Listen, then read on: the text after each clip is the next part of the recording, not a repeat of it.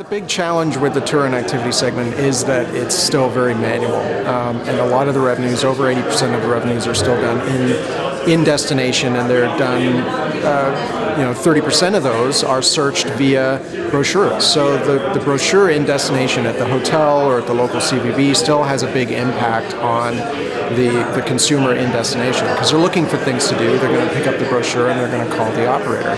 And what we're finding now is that that type of booking, although it's still an important part of the process, presents a lot of problems for the operators. They have to deal with, they can't quite often deal with last minute customers because they need advanced booking.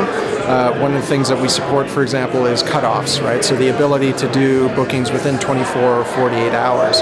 And with live availability, if you have live availability, you can fill seats that are still available when your 10 o'clock tour is going to leave. So why not take advantage of that distressed inventory and get rid of it in destination?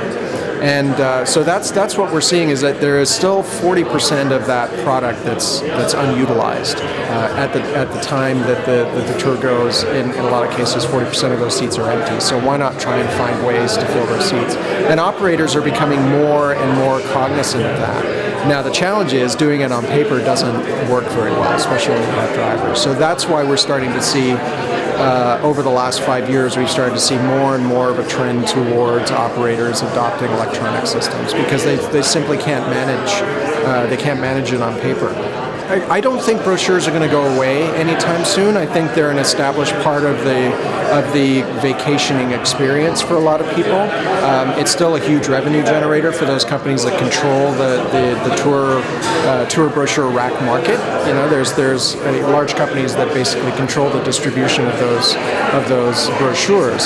So I think they're still going to continue to be an important part of that process. I think what we're going to see operators becoming more savvy on how they track return on investment from those brochures. So one of the things that we promote with our operators is the use of barcodes to push people from the brochure directly into a mobile website, including things like promotional codes on their brochures, so that when they pick up the phone and call the operator, they're using a promotional code that is tied directly to the brochure, so they can track bookings that are coming in from those different sources and then decide whether or not it makes sense to even use brochures. But they can't do those kinds of marketing analysis if they don't have the ability to track where those bookings are coming from. And right now, the paper to electronic transfer from brochure to booking isn't happening very efficiently. So that's where I really think mobile has an opportunity, is to take that experience from